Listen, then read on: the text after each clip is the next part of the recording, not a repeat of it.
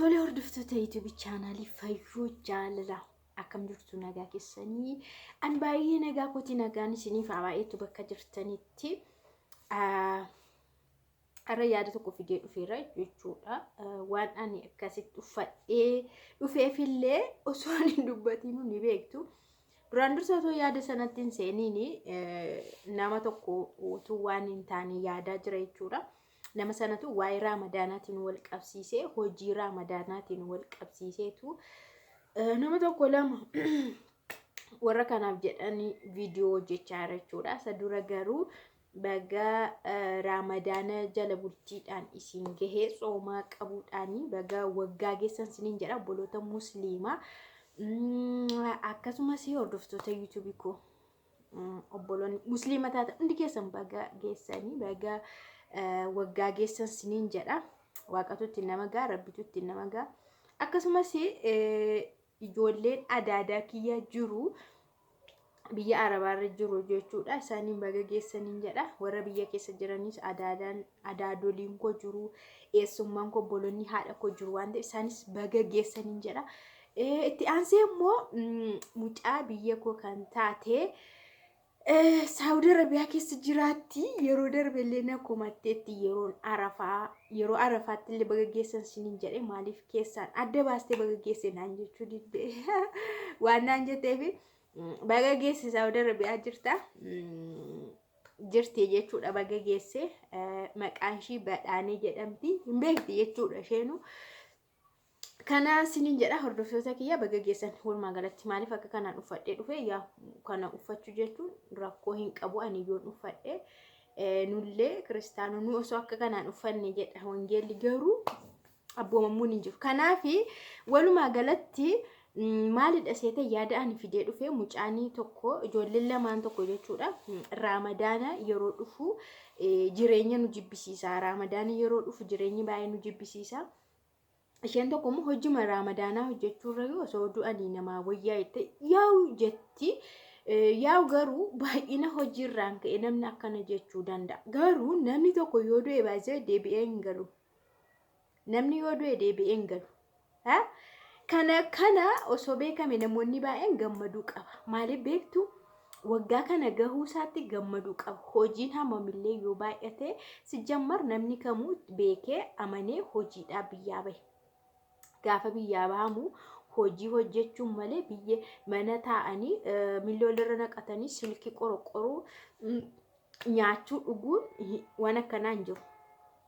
Hojii hojjettaadhaaf biyyaa bahame keessa bahanii ijoolleen tokko yeroo quufadha jechuudha wanta garaagaraa jedhu jechuudha. Ramadaan yeroo dhufu of na jibbisiisa. Hojii Ramadaanaa hojjechuurra du'uu naa wayyaa. Amma nama meeqa du'e osoo lakkoofne Ramadana isa darbe hamma Ramadana isa dhufe kanaatti nama meeqatu du'aan isin biraa dhabame isin kan beektan ani kan hin beeku nama meeqa du'e. Namni suni osoo jiraate Ramadana hojjete hin jaallata ture.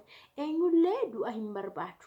Isin garuu warreen nagaa sinii kennee waaqni rabbi sin gargaaree nagaa guutuu sinii kennee jireenya sinii kennee umurii keessan irratti bara sakana Ramadana kana itti sinii dabalee akkasin jiraatan godhe galateeffachuu moo jal'ina akkana ofirratti farrisuutu caala. Dhugaa waaqa itti gammaduu qabdu dhugaan siniin jedha. Sires itti gammaduu qabdu. Warra isin biraa du'an yaadattanii ebeluun illee hin duutee nama sin beektan maqaa dhuftanii fira keessan isa du'e maqaa dhuftanii biyyootuma arabaa keessatti warra sababa garaagaraatiin du'an danuudha isaanii yaadattanii rabbi galateeffachuu qabdu waaqa galateeffachuu qabdu isa nagaa sinii kennechuudha. Namni kamuu hojjete akka jiraatuuf uumame harki kun akka dalaguuf uumame baqa biyya keessas taa'ee alas taa'ee hojii hojjedhu nyaadhu jedha wangeelis harki hojjete illee nyaatiin jedha. Kanaafuu namni yeroo tokko quufadha malee dhugaa waaqaan nagaa qabaatte jennaan nagaa si kennee waaqni waan hundumaa si godhe akkas jechuun sirrii miti. Waaqa bara kanaan si ga'e galateeffadhu hojii immoo hojjedhu. Hojiin hammumatti seentutti sittu asii naaltu ulfaachuu danda'a fakkaata. Garuu gaafa itti seentee hojjechuu jalqabdu numa hojjetama. hojii guyyaa 28 miti raamadaana jechuun hojii guyyaa 28ti. Inni immoo nama hundaattuun ulfaatu. Warri kaanii dabareedhaan kan isaan fuxurii hojjetan. Dabaree gaafii mana abbaateetti faxarama, gaafii iddoo biraatti faxarama, inni kaanii haadha bira dhaqee faxara, inni kaanii hiriyaa bira dhaqee faxara. Fuxur raamadaanni hindaan dhugaa waaqa baay'ee namatti tola. Ana hojii raamadaana nan dadhabsiis nama waggaa amma kana biyya Arabaa keessa taa'e. Bakka gaafii mana hiriyaa madaamiitti faxarama. Gaafii mana haadha madaamii dhaqama. Gaafii immoo fuxurii hoteelatti faxarama. Bakka kun uko bashabbashuudha dhugaa waaqa baay'ee namatti tola. Ji'a raamadaana yerootti waan haaraan dhufu dhaleeti. Nyaanni haaraa yerootti dhufu. Siifillee hadiyyaa haaraa yerootti dhufu. Warri birriillee namaa kennan jiru. Raamadaana keessa birrii sirriitti warri argatan fa'aa jiru. Ijoolleen baay'een jechuudha. Firrii niitiin kennaa, firrii dhirsaa hin kennaa fi kaddaamaadhaaf jechuudha. Bakka zakaamoo maal minaan isa jedhamu jechuudha.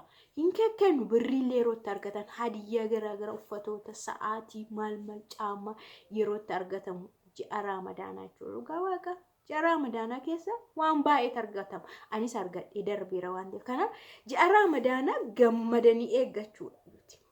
Gammaddee eeggachuudha.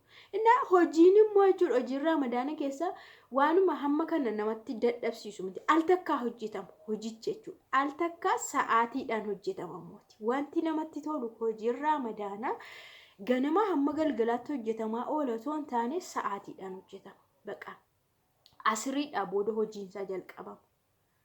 Asiriidhaa booda waan hundumtuu walfaana meeqaansaa qabsiistee biyya keenya miti tokkoon hin qabsiisamu.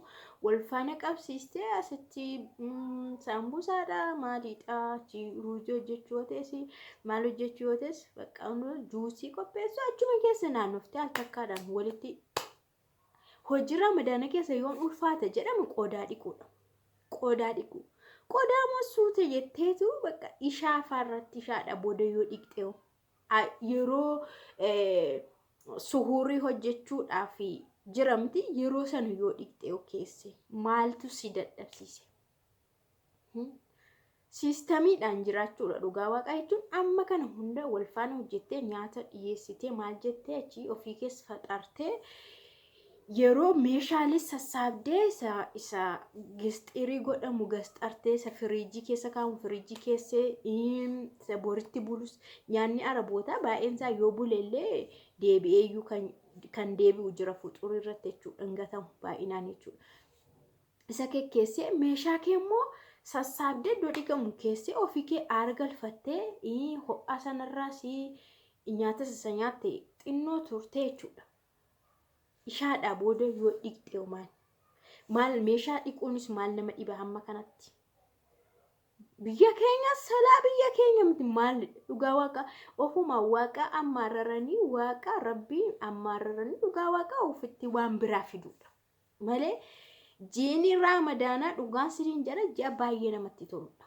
Baay'ee nama buhaarsayuuti baay'ee namatti tola halkan suuqii deemuun jira maaliin jira halkanii dhaqaansa goodaa deemuun jira fuxurii booda waan baay'eedha jechuudha. Itti dabalatammoo raamadaana keessa sa'aatii baay'ee rafama yoo itti yaaddanii ilaaltaniitu ta'e sa'aatiin hirribaa baay'eedha.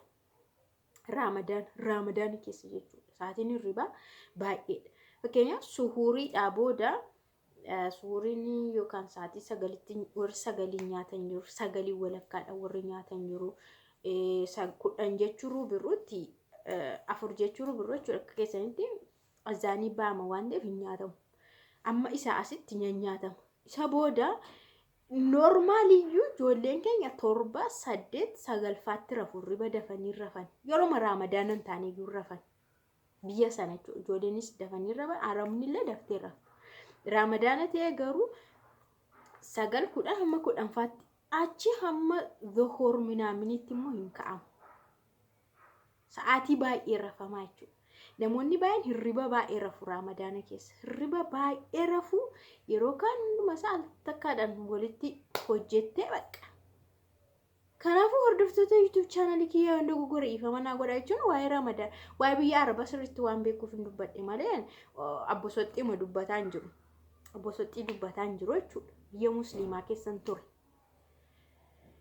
Kanaafuu jara Ramadaan itti gammaduu qabdu malee dhugaa waaqa jireenya na jibbisiisaa osoo du'anii wayyaa hojii Ramadaanarraa hamma kana nama tulfaate nama dadhabsiisu yeroo ma ijoolleen akka abbadanii aggaannananii dubbatanii bakka TikTokii fakka tolutti Facebookii fakka tolutti qodaa maal godhan fee suuraa kaasan sijjamar qodaa hammi sun mana hunda miti. Yeroo ashaafa qopheessan jira yeroo tokko yerootti baay'eetu yerootti fuxurii nama waaman guyyaa qaba fuxurii dhiirota faxarsiisu yeroo waaman maatii garaagaraa yeroo waaman guyyaa qaba gaannu torban kee tokko yoo waaman atis dabaree kee koo waamamteen deemta fuxurii iddoo biraa jechuudha. Gaafas garuu hojiin qabdu manatti hin hojjetamu jechuudha.